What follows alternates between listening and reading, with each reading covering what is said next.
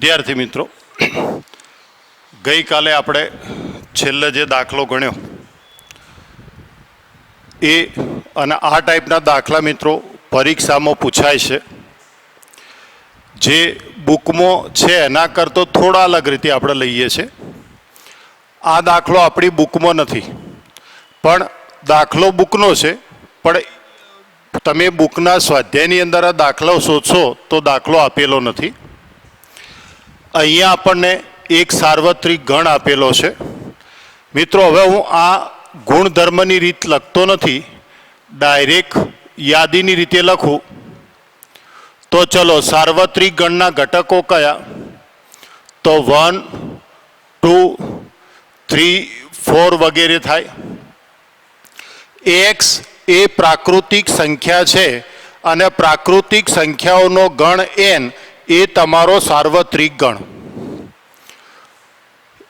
એ બરાબર શું લખાશે મિત્રો? યુગ્મ, એટલે 2, 4, 6, 8. બી બરાબર શું લખાશે? અયુગ્મ. અયુગ્મ એટલે એકી સંખ્યા 1, 3, 5, 7. અને સી બરાબર શું લખાશે? અવિભાજ્ય સંખ્યા. તો 2, 3, 5, 7 વગેરે. તો અહીંયા તમને આટલા ગણ આપેલા છે મિત્રો, ડાયરેક્ટ લખી દીધું છે. આ અગાઉ આપણે વાત કરી દીધી છે કે આપણે અગાઉ વાત કરી કે યોગ ગણ, છેદ ગણ, પૂરક ગણ, તફાવત ગણ, સંમિત તફાવત ગણ, કોઈ પણ ગાણિતિક ક્રિયા હોય, સૌથી પહેલા ગણને ઘટક સ્વરૂપે તમે દર્શાવી દો. હવે મિત્રો આપણે વિભાજનના નિયમો લઈએ. તો પહેલો નિયમ, એ યોગ બી છેદ સી. તો એ યોગ બી છેદ એ યોગ સી. આ આપણો વિભાજનનો પહેલો નિયમ આપણે ચેક કરીએ. તો પહેલા મિત્રો કૌંસની કિંમત શોધી કાઢો કે અહીં બી છેદ સી. તો બી 1, 3, 5, 7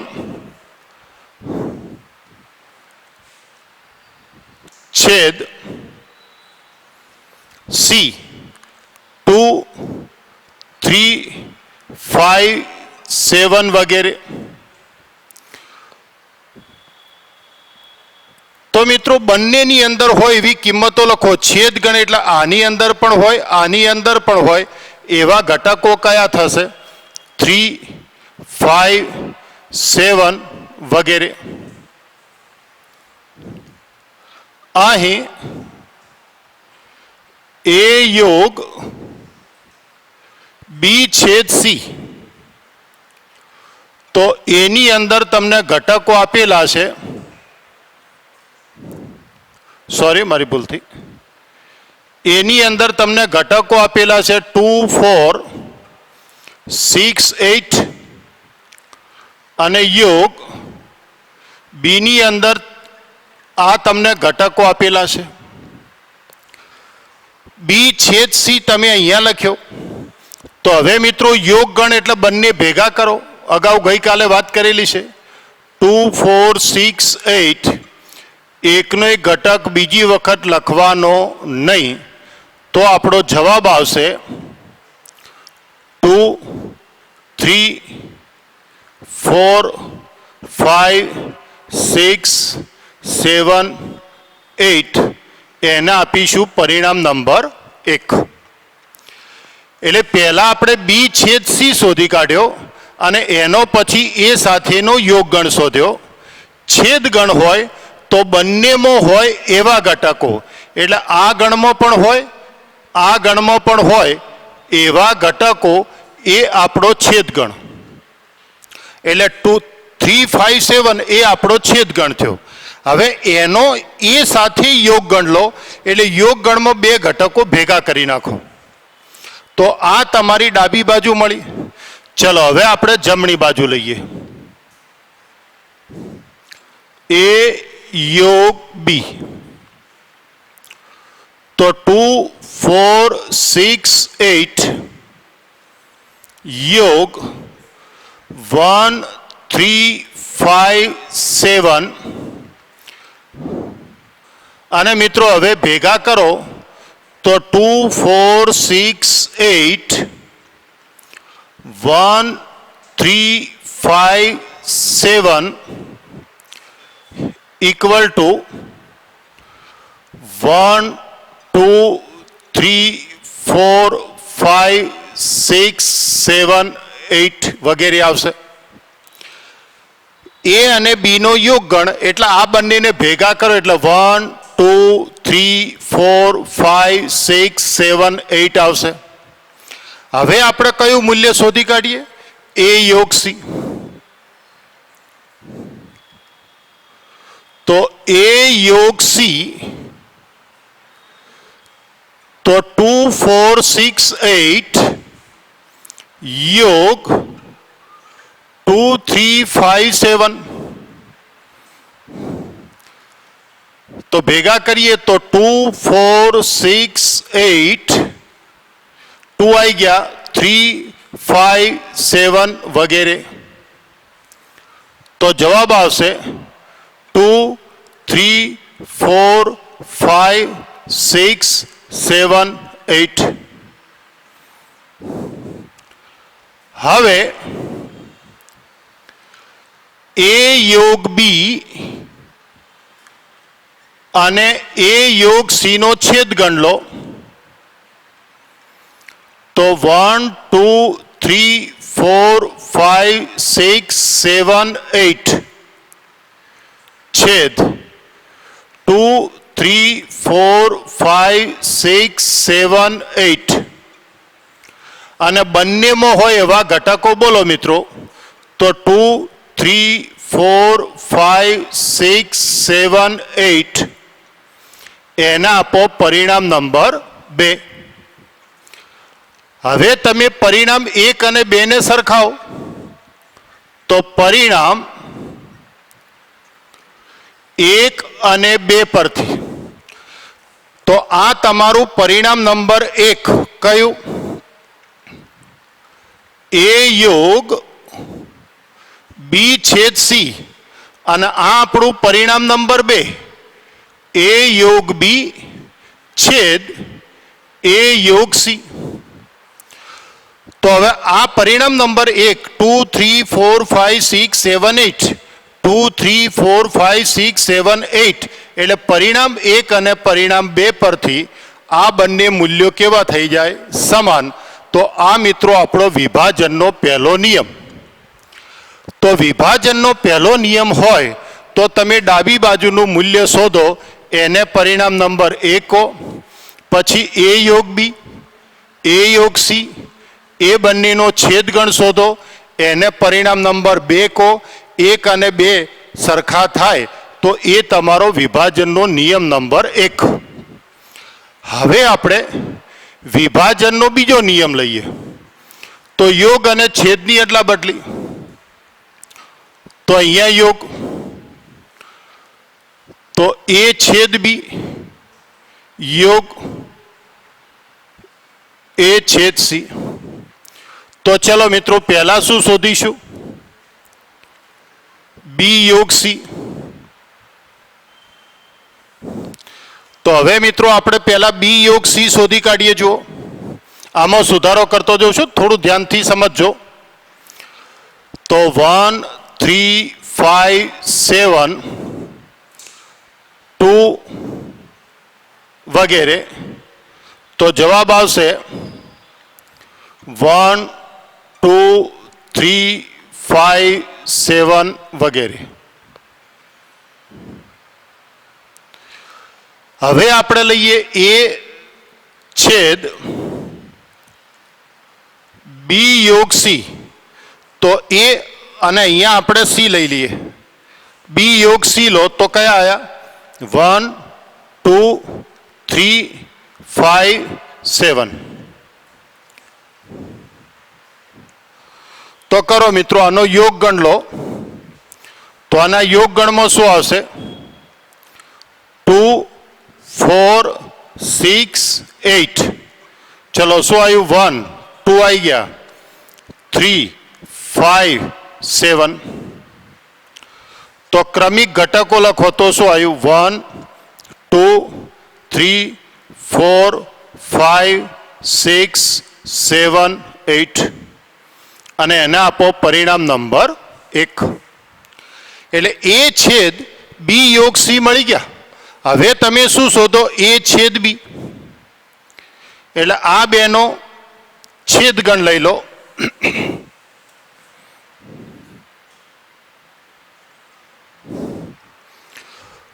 તો લખાવો મિત્રો મને એ બેનો છેદગણ લખાઈ દો છેદગણ એટલે બંનેમાં હોય એવા ઘટકો તો બંનેમાં હોય એવા ઘટકો બોલો આ બેકી સંખ્યાઓ આ એકી સંખ્યા એટલે અહીંયા એક પણ ઘટક આવશે ના તો એ શું થઈ ગયો ખાલી ગણ બેકી સંખ્યા એકી સંખ્યા એમાં એક પણ ઘટક કોમન હોઈ શકે નહીં એટલે આ બંનેનો છેદગણ એ શું થઈ ગયો ખાલી ગણ અથવા અહીંયા લખી નાખો ઇક્વલ ટુ 5 ચલો હવે એ અને સી નો છેદગણ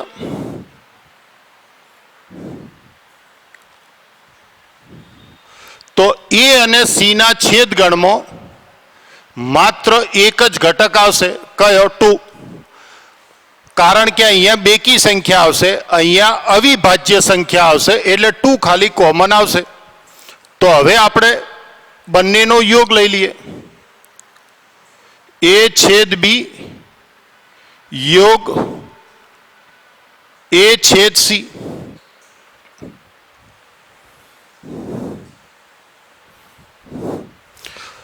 તો મિત્રો ભૂલ થાય છે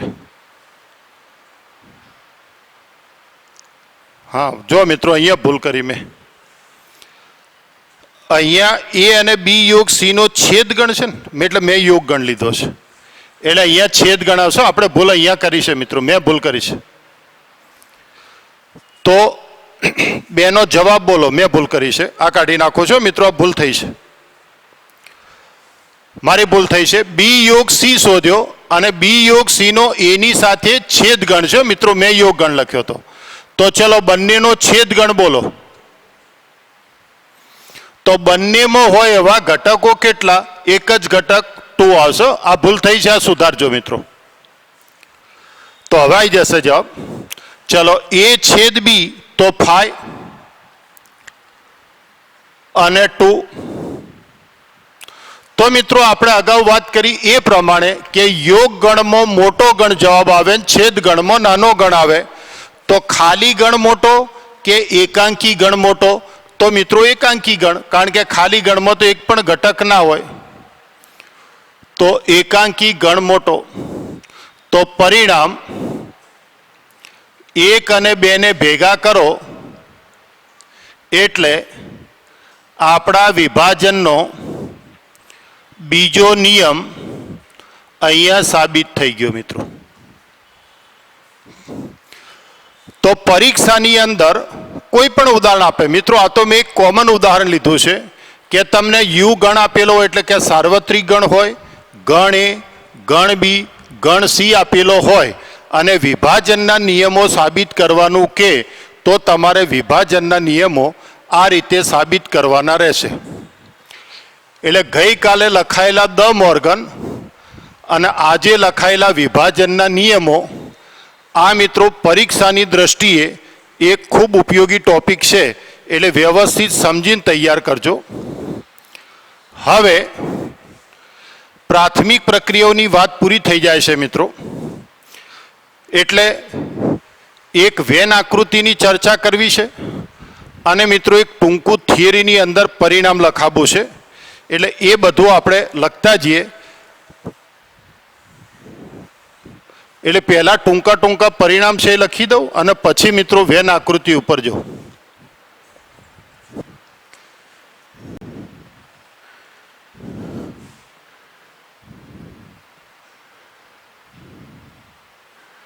સેવન ए योग ए डैश बे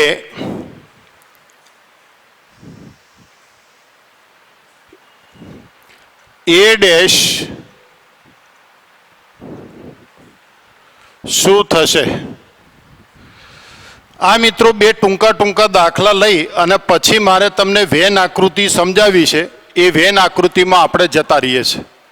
હવે મિત્રો જો પૂરક ગણ યાદ હોય તો પૂરક ગણની અંદર પૂરક ગણના તમને મેં ગુણધર્મો લખાયેલા છે. તો પૂરક ગણના ગુણધર્મો આપણે શું લખેલા છે યાદ કરજો. તો એક તો આ ગુણધર્મ છે કે પૂરક ગણનો પૂરક ગણ લો તો એ ગણ પોતે થાય, પછી ગણ અને પૂરક ગણનો છેદ ગણ એ ખાલી ગણ થાય, અને ગણ અને પૂરક ગણનો યોગ ગણ એ હંમેશા સાર્વત્રિક ગણ થાય.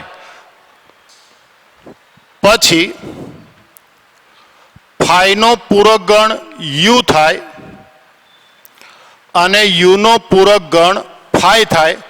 આ મિત્રો મેં પૂરક ગણના ગુણધર્મો તમને લખાયેલા છે થિયરી ભાગમાં, જોજો છેલ્લા લેક્ચરમાં.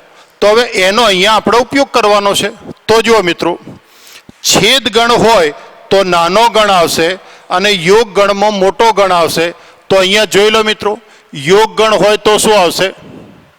યુ. અને છેદ ગણ હોય તો શું આવશે? ફાઈ. ચલો ત્રીજાની સાબિતી લખું એક સ્ટેપ વધારે. તો કે ફાઈ ડેશ છેદ એ, અને અહીંયા મિત્રો આપણે લખીએ કે યુ ડેશ છેદ એ. તો હવે મિત્રો યુ ડેશ બરાબર શું લખાય? ફાઈ. અને ફાઈ ડેશ બરાબર શું લખાય? યુ. હવે હાલ મેં તમને નિયમ કીધો મિત્રો કે જ્યારે જ્યારે છેદ ગણ લેવાનો હોય તો છેદ ગણની અંદર નાનો ગણ લખવાનો અને યોગ ગણમાં મોટો ગણ આવે. તો મિત્રો મને કહો કે યુ મોટો કે એ મોટો? તો આપણો નિયમ યાદ કરજો. ખાલી ગણ થી મોટો છેદ ગણ થી મોટો ગણ થી મોટો યોગ ગણ થી મોટો સાર્વત્રિક ગણ. આ મેં તમને લખાયેલું છે. તો અહીંયા આપણે કોની કોની વાત છે? યુ અને એ. તો એ એટલે ગણ અને યુ એટલે સાર્વત્રિક ગણ. તો મોટો ગણ કયો? યુ. નાનો ગણ કયો? એ. તો જવાબ શું આવશે? નાનો ગણ એ. જવાબ શું આવશે? નાનો ગણ ફાઈ. એ અને ફાઈ. તો ગણ નાનો કે ખાલી ગણ? તો ખાલી ગણ અને ગણ. તો ખાલી ગણ કરતો ગણ મોટો અને ખાલી ગણ નાનો. તો ખાલી ગણ એ તમારો જવાબ. એટલે આ ચાર ટૂંકા ટૂંકા પ્રશ્નો છે એ તમે મિત્રો પહેલા લખી નાખો. એ ચાર ટૂંકા પ્રશ્નો લખી રહ્યા હોય આરે, તો પછી તમે હવે છઠ્ઠો દાખલો લખો એટલે ડાયરેક્ટ એનો જવાબ લખી દઈએ.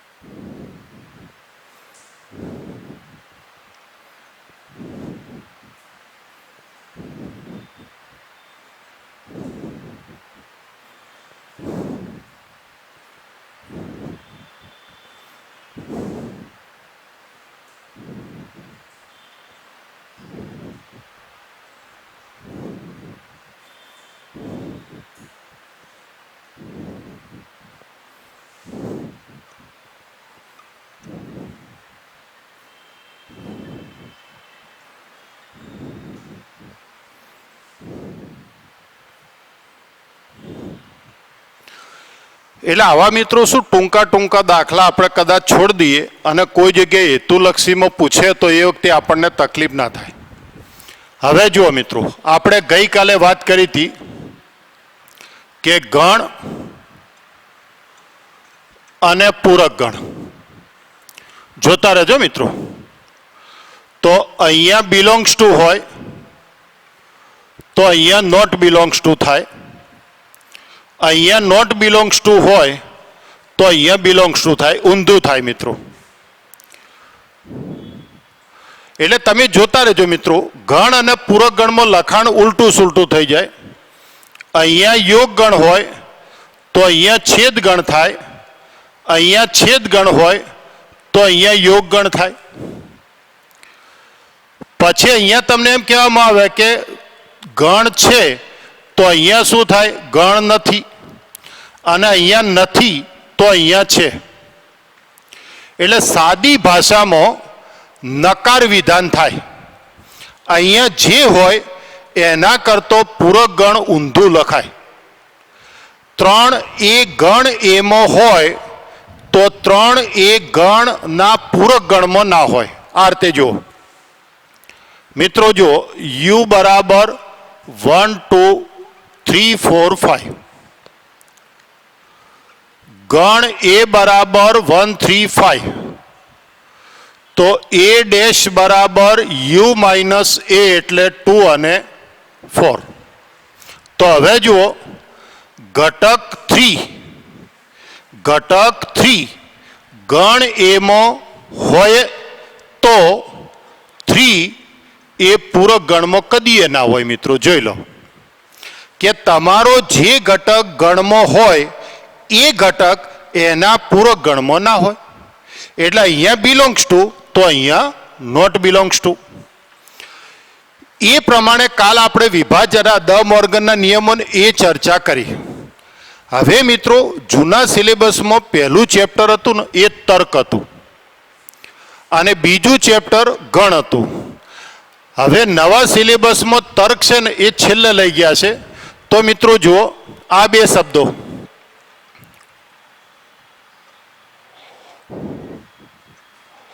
ઓછામાં ઓછો એક,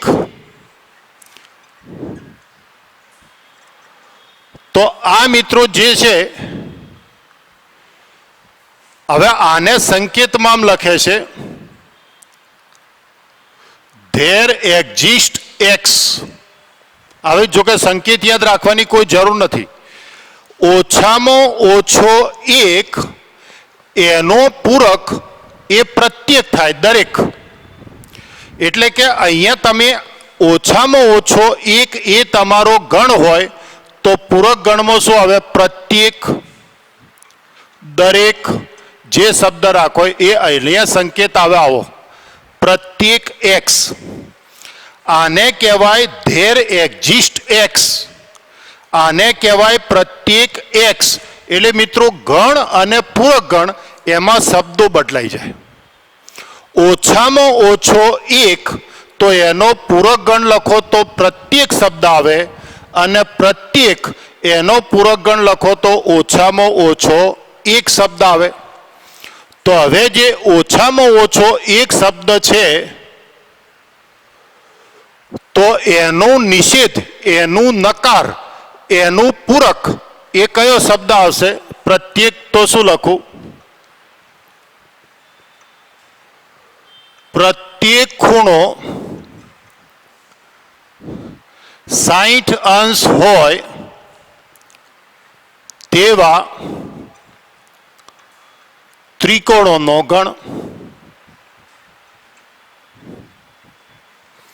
એટલે આ ખૂબ ધ્યાનથી સમજજો મિત્રો. આ તર્કનો ઉપયોગ કરું છું કે ઓછામાં ઓછો એક એનો પૂરક ગણ, એનું નિષેધ, એનું નકાર, એનું ઊંધું, એનું ઉલટું જે લખવું હોય તો એમાં આ બે શબ્દોની અદલા બદલી થાય.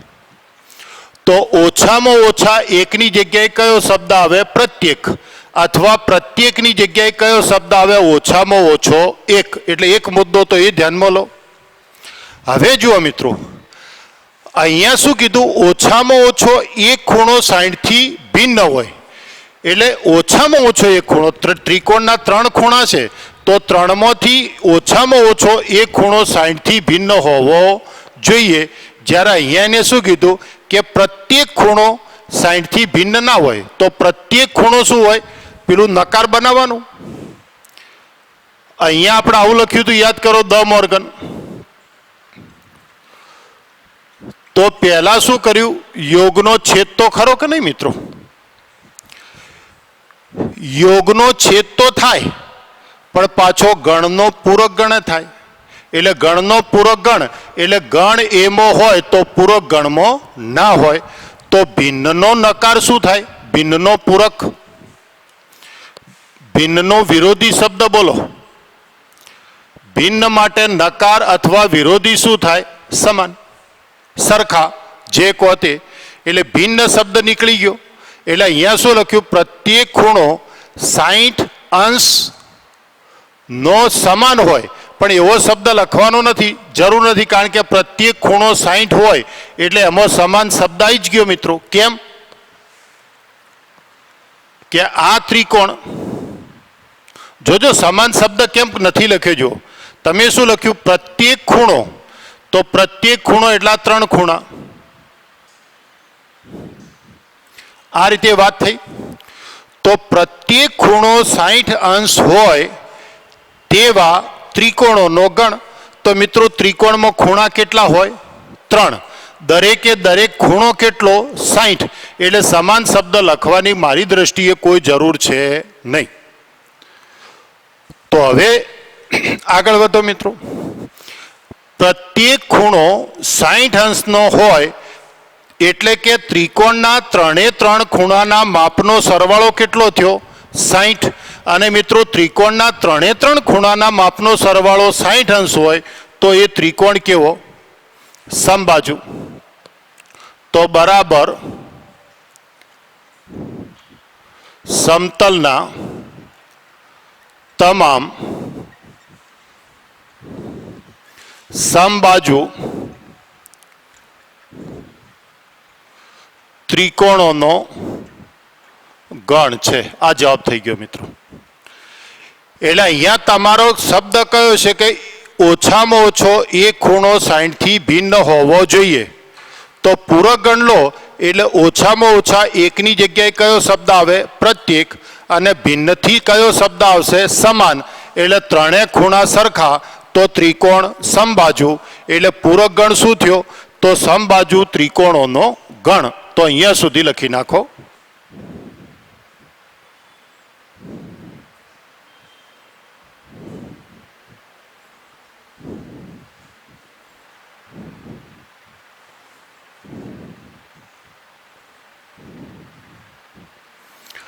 તો જો મિત્રો અહીંયા આ 4-5 વેન આકૃતિ છે એ મિત્રો આપણે બરાબર સમજવાની છે.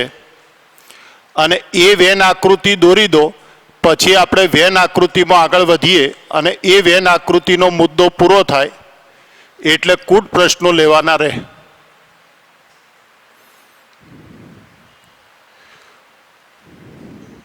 પ્રમાણમાં મિત્રો નાની આકૃતિઓ દોરજો એટલે વાંધો ના આવે.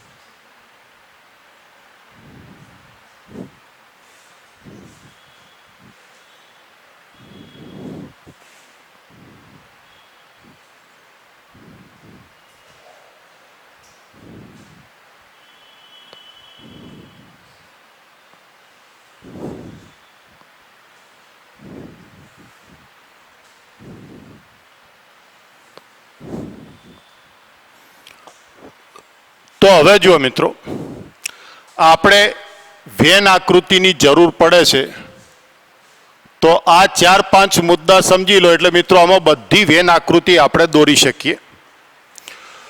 તો હવે એ યોગ બી, તો મિત્રો યાદ કરો, એ યોગ બી એટલે ગણ એ.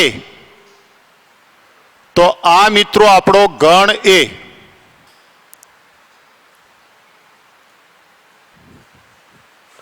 પછી ગણ બી એટલે આ આખો ગણ. એટલે એ યોગ બી ની તમે મિત્રો વેન આકૃતિની વાત કરો તો એ યોગ બી ની આ વેન આકૃતિ થાય. એ અને બી બે ભેગા કરી દેવાના. ચલો છેદગણની વાત કરો તો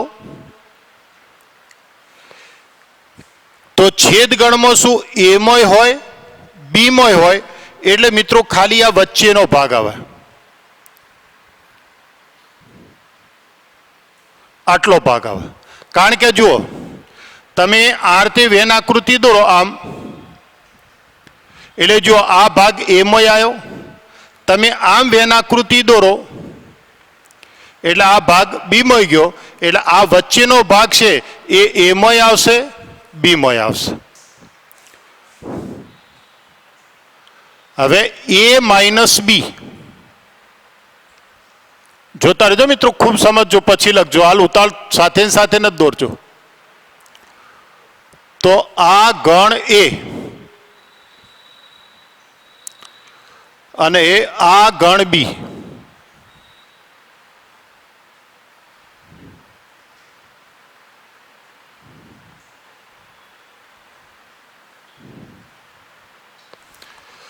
હવે શું કીધું કે ગણ એમાંથી શું કાઢી નાખો? ગણ બી. તો મિત્રો ગણ બી નો આની અંદર કોઈ ભાગ આવ્યો ખરો? તો જો મિત્રો આ ગણ બી નો ભાગ આવ્યો તો એ આ ભાગ કાઢી નાખો. આ ભાગને આપણે ગણતરીમાં નહીં લેવાનો. તો અહીંયા બી માંથી એ કાઢો મિત્રો, તો આ ગણ બી, તો એમાંથી એ ભાગ આવ્યો તો આવ્યો મિત્રો, આટલો ભાગ ગણતરીમાં નહીં લેવાનો. તો આ કયો ભાગ થયો? માત્ર એ. અહીંયા મિત્રો એ માઇનસ બી છે, એના આમ કહેવાય માત્ર ગણ એ. એમાં બી નો કોઈ ઉલ્લેખ ના થાય મિત્રો, આ શબ્દો પકડજો. અને આને શું કહેવાય? માત્ર ગણ બી, કે જેની અંદર એનો કોઈ સમાવેશ આપણે કરતા નથી. ચલો મિત્રો હવે આપણે છેલ્લો ગણ લઈએ, પૂરક ગણ. તો મિત્રો યાદ કરો પૂરક ગણની વ્યાખ્યા શું? તો કે યુ. તો યુ એટલે આખો ગણ. ખૂબ ધ્યાનથી સમજો, પછી આપણે લખીએ છીએ.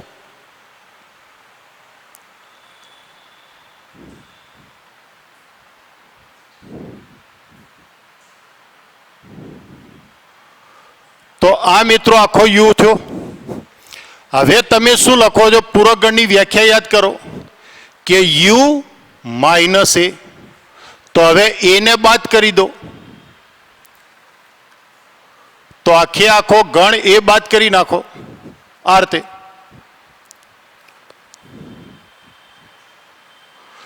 તો આ જે તમને મળ્યો અંદરનો ભાગ ગણ એ અને બહારનો ભાગ એ ગણ એ ડેશ, તો આ થયો મિત્રો પૂરક ગણ. તો આ ત્રણ પ્રકાર, આમ તો 4 જ આકૃતિ થઈ મિત્રો.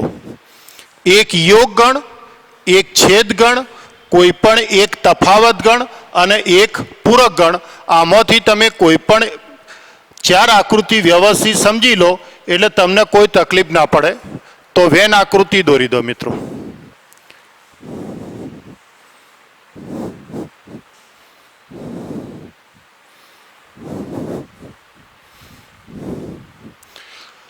હવે જો મિત્રો એક પ્રશ્ન લખું છું, અથવા બુકમાં જે છે ને એ પહેલા લખું, પછી આપણે એ પ્રશ્ન લખીએ. 5મો દાખલો. એક એ યોગ બી નો ડેશ ए डैश छेद बी डैश ए छेद बी नो डैश ए डैश योग बी डैश नी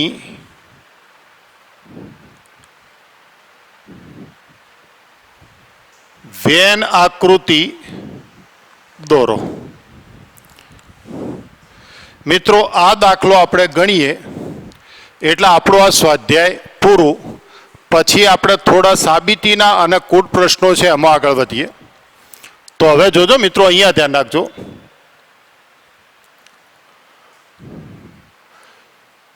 ए योग बी नो डैश।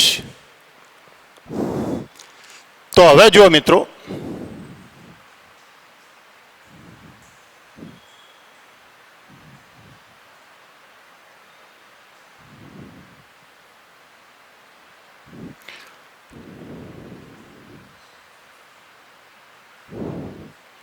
ए बी यू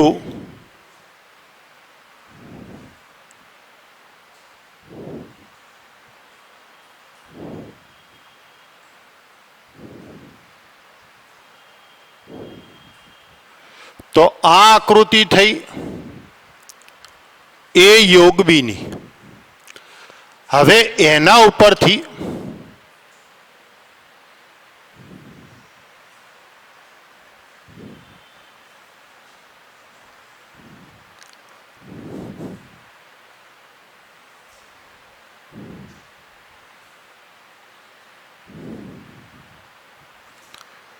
तो आ ए अना बी। तो मित्रों जो ए योग बी तो खरो, पण एनो कयो गण छे? पूरक गण। तो आपणे पूरक गण में आटलू याद राखवानुं के आ बाकीनो भाग अना लीटी वाळो भाग, तो अहींया जे परिस्थिति छे ने एनाथी ऊंधी त्यो करवानी। एटले आ खाली भाग छे, आ लीटी वाळो भाग छे, तो लीटी वाळो भाग छे खाली भाग में आवे अने खाली भाग ए लीटी वाळा भाग में जतो रहे, तो आ मुद्दो आखो आवशे।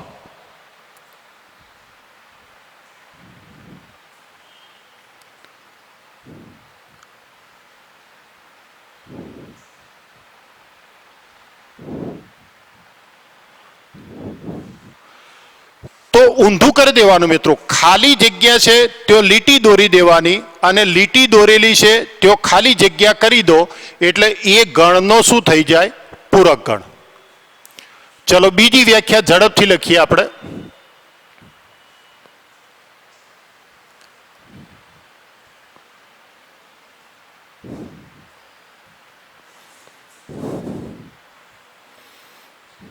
थोड़ी झड़प राखो मित्रों, एटले समय में पूरु थई जाए।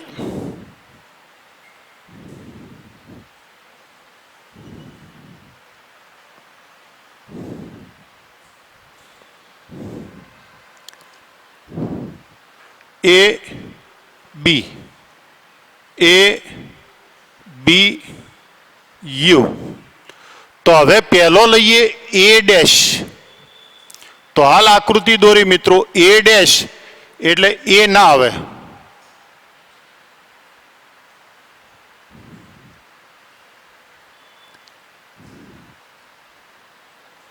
तो आ ए डैश।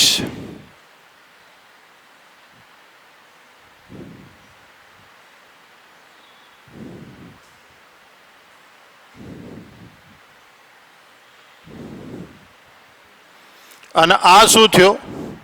B dash. ए सिवायनो भाग ए डैश, बी सिवायनो भाग बी डैश। तो आ बेने भेगा करवाना छे।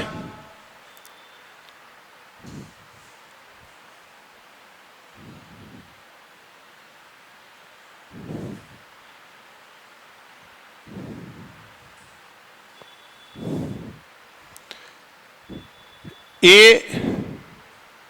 B U. तो ए डैश में होय, बी डैश में होय एवो भाग बोलो मित्रों। बंने में होय एवो। आमोय लीटी होय ने आमोय लीटी होय एवो भाग बोलो, तो कयो भाग आवशे? ए जो तमे आ भाग छे एवा, आ तो आखे आखो निकली गयो। બી ભાગે આખે આખો નીકળી ગયો તો બાકી રહ્યો એ ભાગ. એટલે એ અને બીને ગણતરીમાં લેવાના તો ના. એ અને બી વાળો ભાગ આખે આખો કાઢી નાખો મિત્રો. તો અર્થે જો આ આખે આખા ભાગમાં બ્લેન્ક છે, આ આખે આખો ભાગ બ્લેન્ક છે, એટલે છેદ ગણ લો એટલે બંનેમાં હોય એવા ઘટક લેવાના. તો આ એ નથી ને આ એ નથી, એટલે આ ગણ અને આ ગણ સિવાયનો બધો ગણ લઈ લો. તો જુઓ આ આખો ગણ છે એમાંથી એ કાઢી નાખો, આ સાર્વત્રિક ગણમાંથી બી કાઢી નાખો, એટલે એ અને બી કાઢી નાખો તો જે વધ્યો એ છેદ. ત્રીજો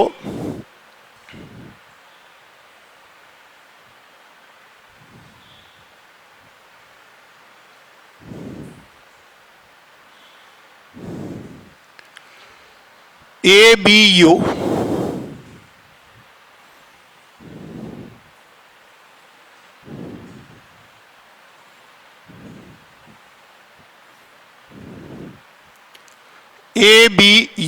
જોતા રહેજો મિત્રો, કોઈ ઉતાવળ નથી કરજો. ચલો પહેલા બંનેનો છેદ ગણ લખો, પેલી 4 આકૃતિઓ મગજમાં રાખો. તો મિત્રો એ છેદ બી એટલે કયો ભાગ? આરે આટલો વચ્ચેનો ભાગ આવે. હવે તમારે શું જોઈએ છે? તો કે એ છેદ બી નો ડેશ. તો મિત્રો હાલ આ વાત કરીએ કે પૂરક ગણ લેવો હોય તો લીટી હોય તો ખાલી કરી નાખો, અને ખાલી હોય તો લીટી કરી નાખો. એ પૂરક ગણ. તો અહીંયા શું થશે કહો? આ ખાલી ભાગ છે એ કાઢી નાખો,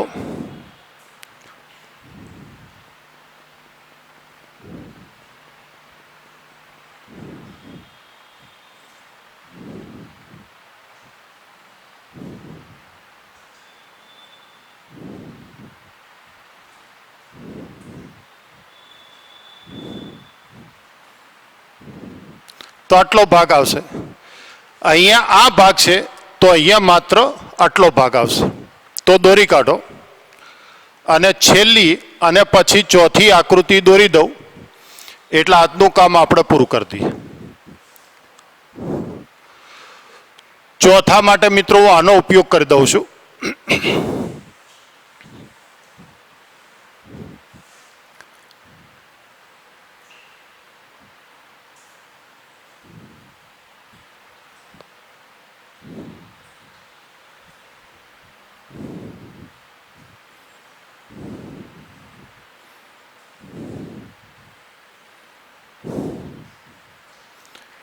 એ અને બી.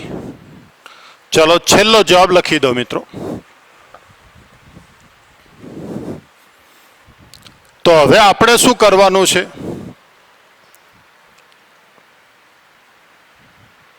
આ બંનેનો યોગ ગણ લખવાનો છે મિત્રો.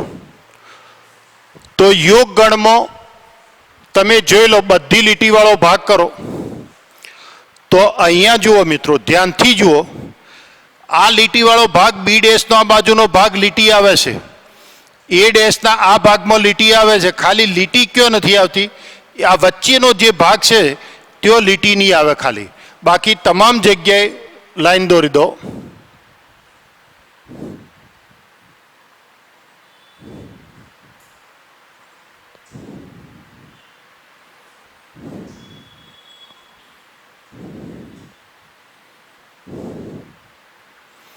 તો આ તમારી આ ભાગમાં ના આવે મિત્રો, ખાલી આટલો ભાગ બ્લેન્ક કરવાનો.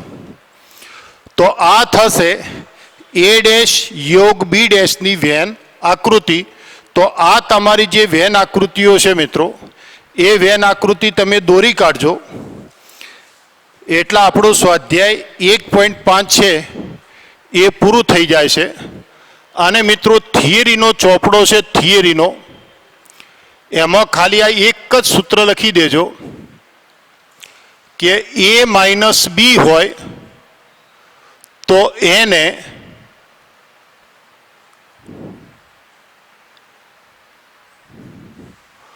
તમારે શું કરવાનો? અહીંયા બે ફેરફાર થયા મિત્રો,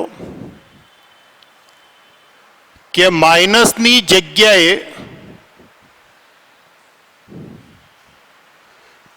છેદ ગણ લખો અને માઇનસ પછીના ગણનો પૂરક ગણ લખો. બસ આ યાદ રાખજો મિત્રો. એની વિગતે ચર્ચા આવતીકાલે કરીશ કારણ કે ટાઈમ થઈ ગયો છે. એ માઇનસ બી, તો મિત્રો આપણે માઇનસની જગ્યાએ છેદ કરવાનો. આ સૂત્ર લખજો એટલે શું દાખલા સહેલા પડશે.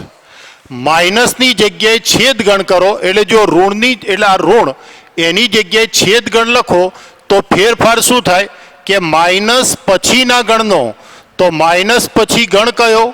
બી. તો માઇનસ પછીના ગણનો શું લખવાનો? પૂરક ગણ, એટલે બીનો પૂરક ગણ. ધારો કે આમ હોય તો માઇનસની જગ્યાએ શું લખ્યો? છેદ. તો એના પછી જે મિત્રો ગણ હોય એનો શું લઈ લેવાનો? પૂરક ગણ. અને એની આપણે વિગતે સમજ લખવી છે તો એ આવતીકાલે ચર્ચા કરીશ. તો આટલું તમે વ્યવસ્થિત સમજી અને તૈયાર કરજો. આ થિયરી ભાગમાં લખી નાખજો.